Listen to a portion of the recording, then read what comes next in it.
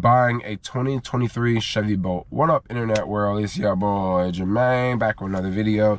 So this video, I thought I would talk about my experience buying a 2023 Chevy Bolt. Now, if you guys have been following me for some time, you know I am a huge Tesla fanboy. I've had a very close relationship with the company for years now. We'll just leave it at that. And I wanted to get a car. Did not want to get a Tesla for many reasons, which I'll probably make a video talking about why I didn't want to buy a Tesla.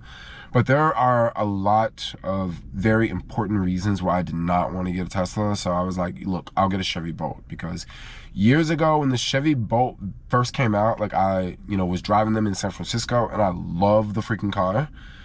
And now they have like, a newer model out, because I think when I first started driving Chevy Bolts, it was like 6 years ago, and now they have the refresh model, right? So I was renting one of the refresh models for a couple of weeks, because I had this temp job that was outside of the city, but I needed a car to get there. And then I just basically needed a car to get there. Like I could have taken a bus, but then I would have to get off and ride a bike, and it just didn't work out. Like I needed a car. Like the gig is like outside the city. Some days I go to Daly City. Some days I go to the office in like the East Bay. So like I need a car, right?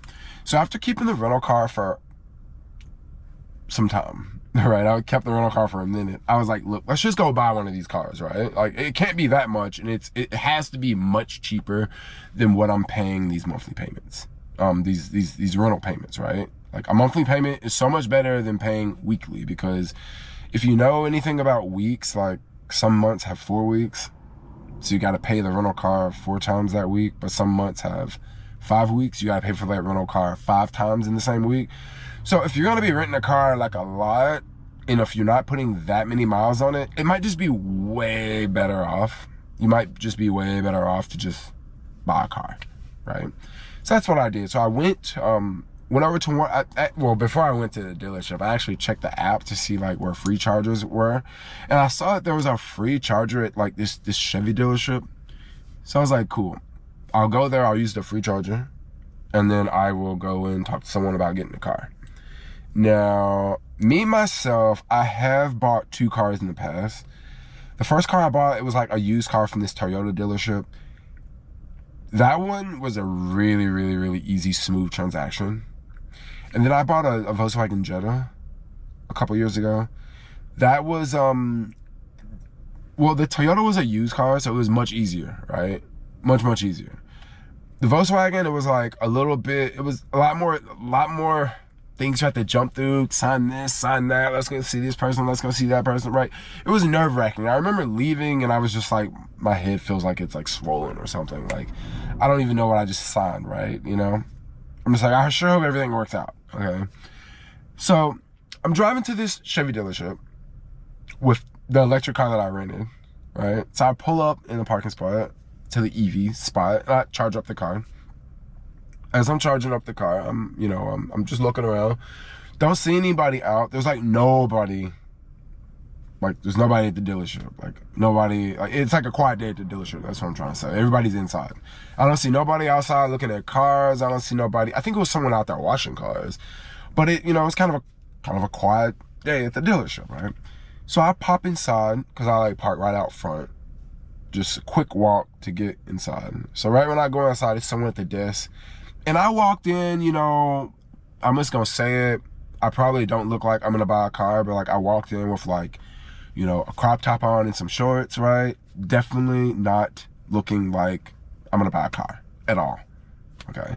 Maybe that's why no one came up to me in the parking lot, but it could have been because like I just parked, went straight in, right? So I talked to someone inside. I was like, hey, can someone help me out with like a Chevy Bolt? I just would like to know like how much monthly payments would be. So they quickly called someone over, car salesman. He came over, he's all cool. Hey, what you looking for? I'm like, I'm driving the Chevy Bolt out here and I want one like exactly the same if you guys can do that. And of course, if you ever go to a car dealership and you say, hey, I want, this car, I want this trim, and I want this, and I want a sunroof. If you say you want these things, if the dealer doesn't have that exact car, they will always tell you, oh, well, we got a blue one. Oh, we got a red one. Oh, we got this one. Oh, we got that one. Now, in my case, I wanted exactly what I wanted, right?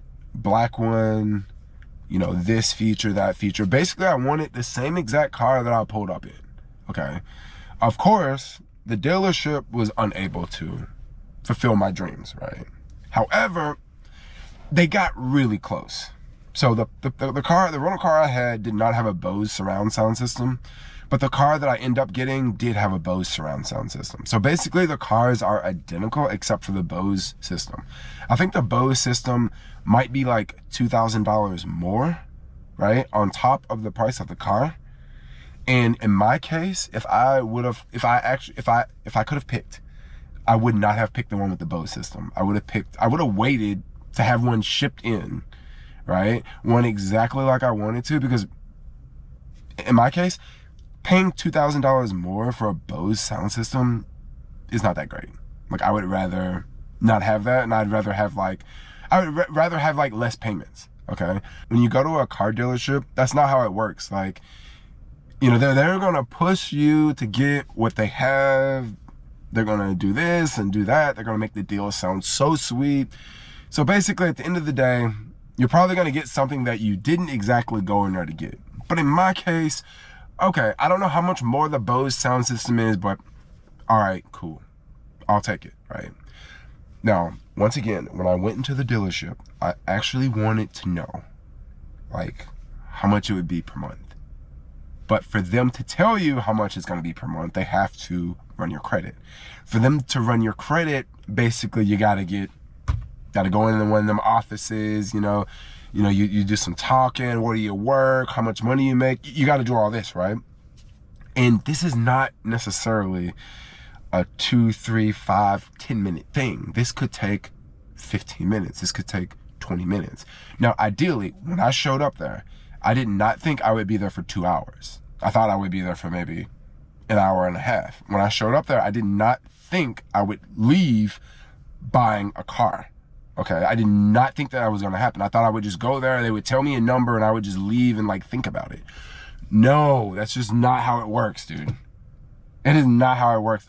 Now I know why so many people buy Teslas, because Teslas don't take you through this process. They don't take you down this alley that I went down, because this was a dark alley. And once again, like, the people that were working there, the salesman and the finance guy, this is their job. Like, they didn't do anything wrong. They didn't do anything sneaky. Like, this is just how car dealerships work, right?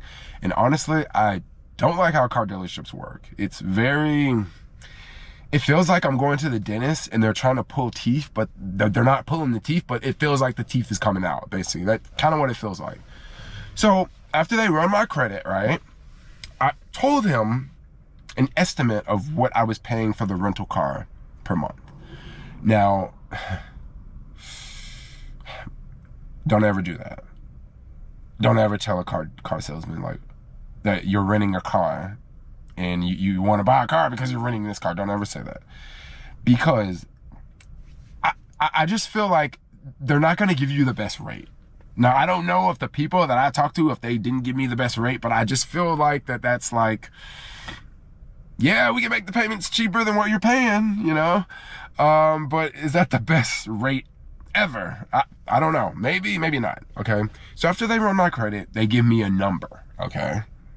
They also give me another number that I didn't know about that I was kind of excited about. So the first number they gave me was $800 a month. Put $3,000 down and pay $800 a month for 72 months. Now, if you do the math, that is a horrible deal, right? So after they ran my credit, they said that my credit was like a 690 or 680. I think it was 680. 680. Now, I'm pretty sure there's folks out there watching this video that are going to say, oh my gosh, your credit is a 680. You got bad credit, right? Okay, make fun of me, right? My credit's not like an 820 or whatever, or 800. So with my credit, it was actually not bad, okay? The problem that I actually ran into when I was trying to buy the car is I don't have a paycheck stub.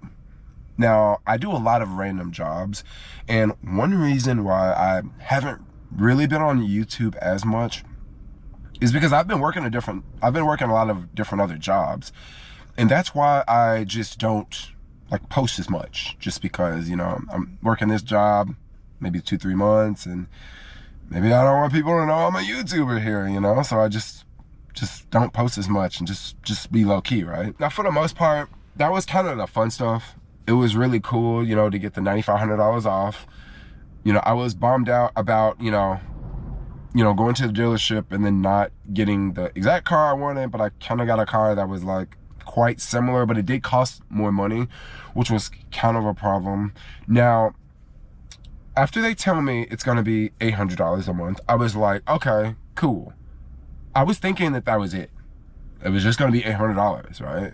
It was not gonna be any more fees added, you know. When I saw the sticker price of the car, it was like $32,000. And I thought that, okay, maybe it's not gonna be any more. No, that wasn't it. So as we, you know, after I, you know, go back into the back room, because, you know, they ran my credit, they give me all these numbers, right? Oh, this, that. I'm like very overwhelmed. If you are looking to buy a car and you want to get a quote on a car, don't go to a car dealership alone, okay? I went alone, don't do that. If I would have went with Boo, I would not have bought a car, right? Boo would have been pulling me out of there, right? If I would have went with someone else, maybe it wouldn't have happened the same way. But after they told me it was gonna be $800 a month, and after they're like, wow, that's so much cheaper than what you're paying, which is true. It is cheaper than what I'm paying. So now I'm like, okay. Like the dealer's just going along with it, you know? Like after he gave me the number, he's just going along with the sale. Now, this is the time I should have walked away. But you kind of,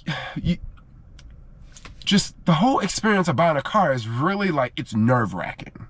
Like I'm sitting there thinking, because you know, the car salesman, he walked away, and I'm sitting there thinking like, I can like walk out of here right now and I can get in my car and drive. And if he calls me, I don't have to answer the phone because I got the number I wanted, $800. But then I'm sitting there thinking like, well, $800 is actually much cheaper than what I'm paying. So how can I like walk away from this deal? Okay.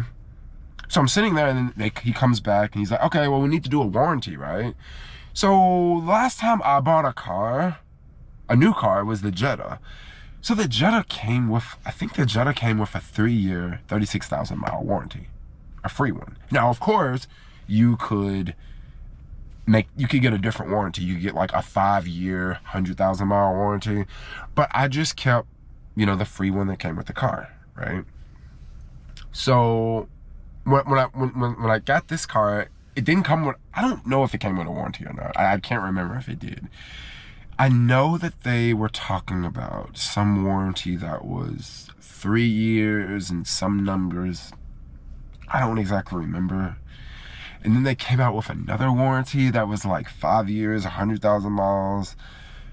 But they didn't exactly tell me like how much more it was. They just said, oh yeah, the payments will be, if you get the 100,000 mile warranty, the payments will be, instead of $800, $850. And I'm thinking, okay, $50 more, but then if anything happens to the car, like I don't have to like worry about it. And then I'm thinking, is that a good deal? Because this is not an ICE car. This is an electric car. And I know a lot of people that drive ICE cars, they say, oh yeah, electric cars suck because when the batteries go, that's it, the car's trash. But for the most part, electric cars really don't break down that much. They don't have as many moving parts. I wouldn't dare try to tell this to someone who drives ICE cars and someone who hates EVs. But EVs, there's just less to go wrong with them. So yeah, the warranty, it was like $5,000 more, right? So $32,000 plus $5,000, right? And you know, right when I get to the dealership, I'm just thinking, oh, it's $32,000. So like, it's gonna be $32,000 and then the financing and then, you know, right? But I didn't think it was gonna be $32,000 plus this, plus some other things that they tacked on, right? So if I would have known it was gonna be $5,000 more, I would not have got that extra warranty at all, right? But once again, when you're selling cars, well, you make money off of selling cars. You make money off of financing, all right? If you go at this bank, maybe you make this amount. If you go with this other bank over here, maybe you make more money, right? If you can upsell, if you can sell people warranties, you're gonna make more on your commission, right? But once again, like, I didn't really know. I was thinking $850 a month, but then I didn't think 50 times 72, right?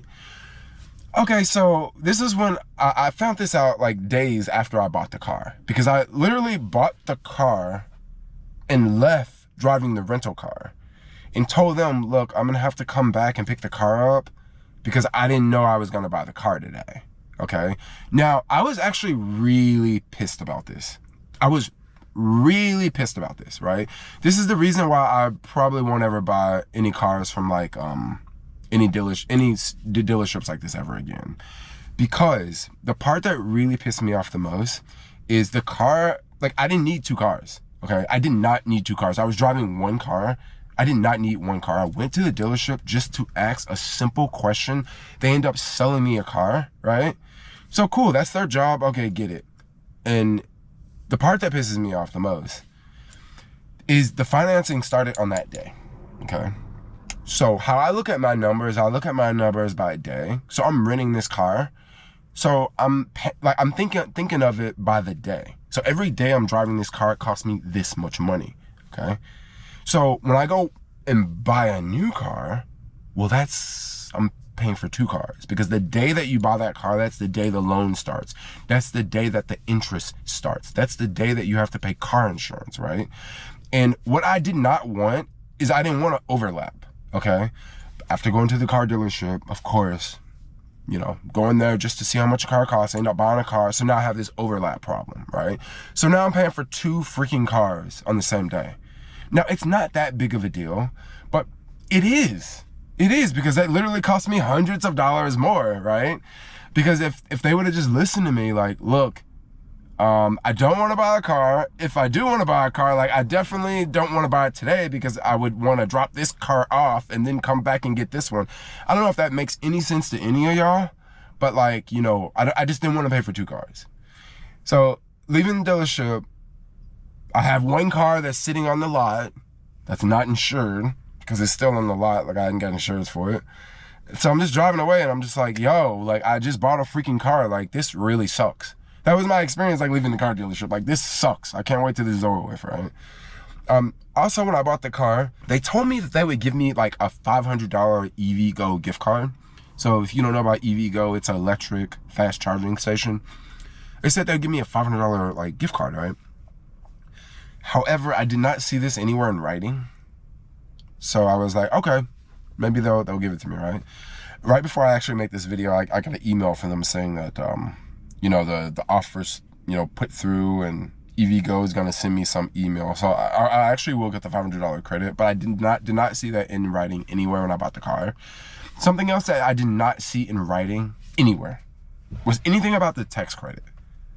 Now, I knew about the $7,500 tax credit, but I wasn't exactly following the tax credit for the state of California.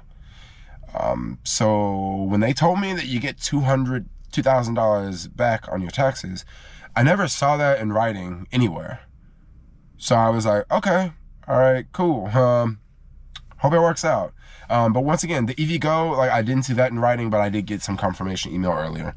And the tax credit, like, it sounds legit, like, it does. I don't think a car dealership would just lie and say that, because if they did, I'm sure it would be a lot of people going back to that dealership around tax time being like, yo, you told me it was going to be this. So, like, I believe them, but once again, it's a little sketchy because it just wasn't in writing, okay? I know a lot of people out there are the type of people, oh, it has to be in writing.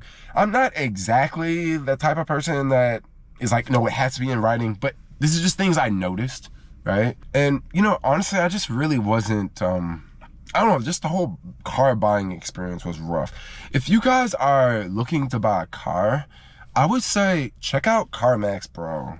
Check out CarMax. Now, I've never bought a car from CarMax, but I know there is like no haggling. But basically buying this car was no haggling, because for the most part, like, a lot of places don't really haggle anymore. And then you got to think about something else with EVs.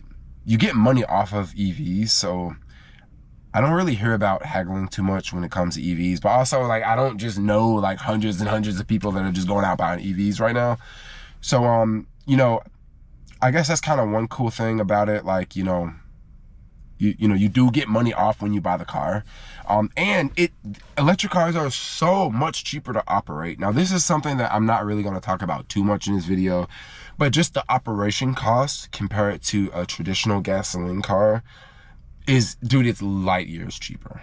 Like, it is so much cheaper. I know people in San Francisco right now who have been driving a gasoline car and they went and bought an EV and they still have the gasoline car at home and they don't want to even drive the gasoline car because it costs so much to fill up a gasoline car.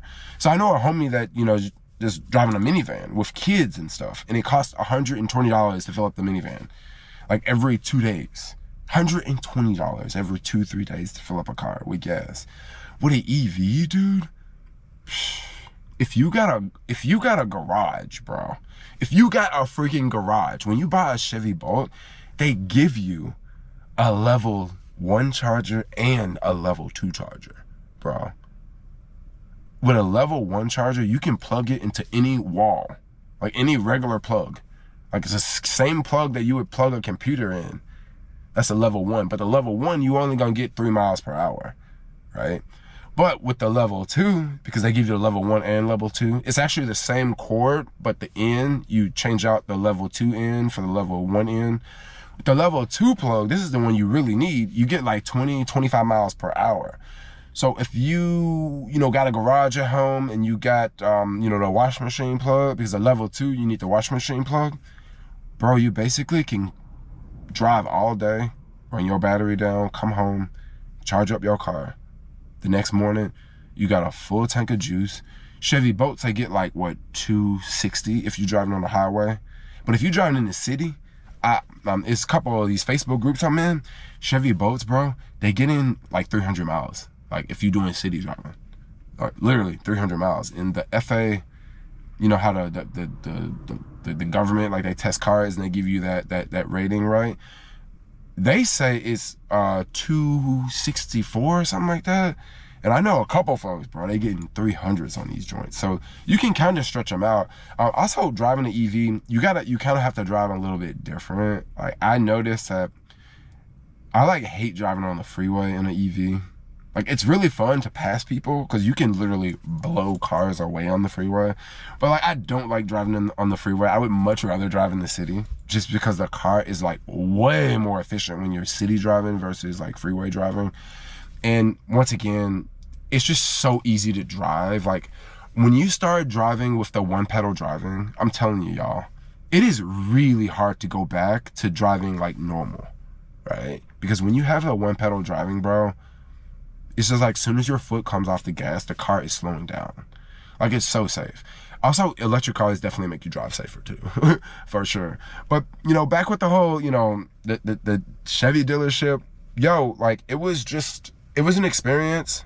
Hopefully I don't have to go through this experience again. Hopefully if I buy a car, like I can buy a car like the Tesla way. I would say like one reason why I did not want to buy a Tesla is because I did not want to join the Bay Area Tesla fan club. I said no, I'd rather not. But I will say, like, I did go like camping this past weekend and I took the EV, and it was literally the only time I regret not having a freaking Tesla, because there's so many places to charge a Tesla when you're on a road trip. But then if you're trying to use like EV Go on a road trip, yeah, it's not the same. Like EV Go kind of sucks on a road trip. But if you do want to buy like a GM car, I think in 2024, GM, they're going to use the same Tesla plug. So that's kind of dope. As of now, Chevy Bolt still use the CCS. Yeah, the CCS charger.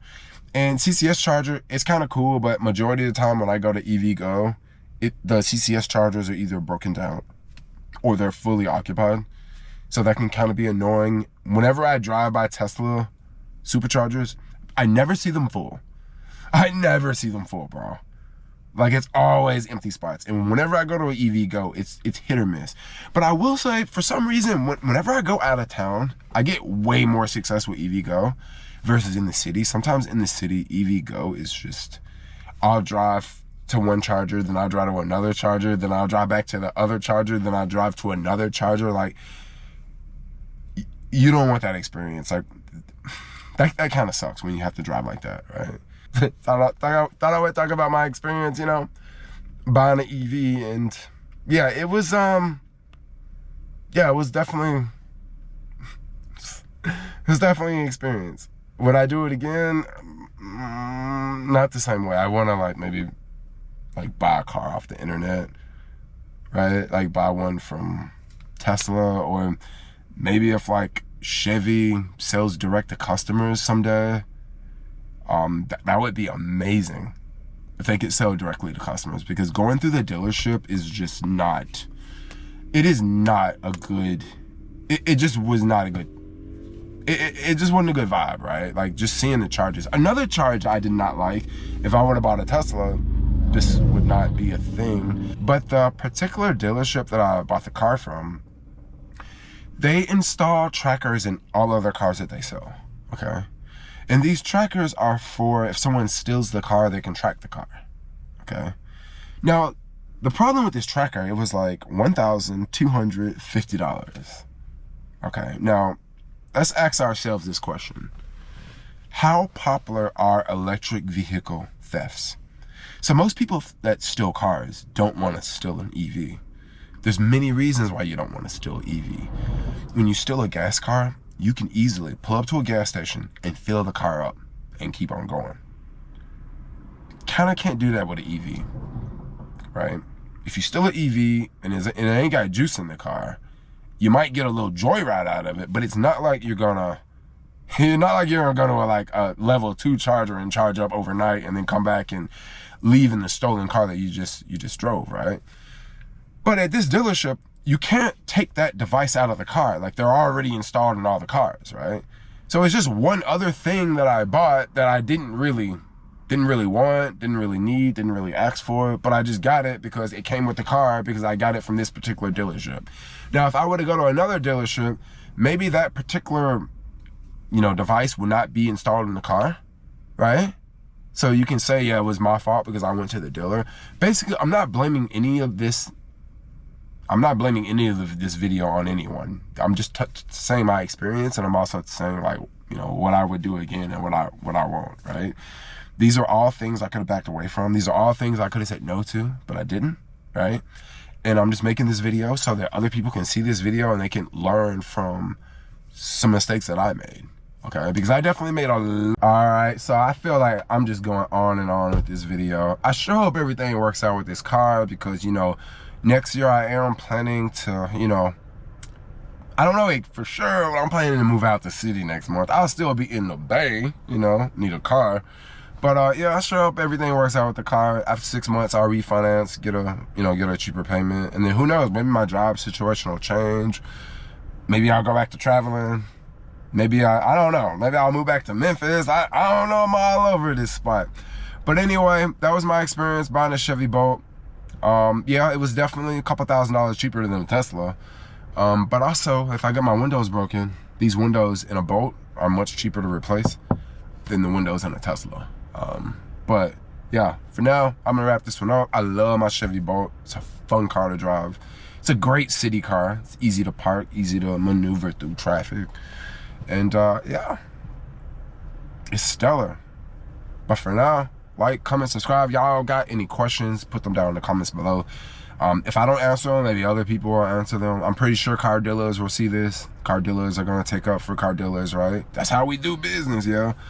But people that like electric cars gonna say, that's not how we like to do business, you know? We wanna do business like, you know, simple, right? Because Tesla has sort of paved the way and they've made it simple, but like you go to these other car dealerships and it ain't so simple. But anyway, I still wanna drive my Chevy Bolt. Don't wanna drive no Model 3. I like them Ys though. Model Ys are dope. But anyway, this video is about these Bolts. So I'm out. Bye-bye. See you later, alligator.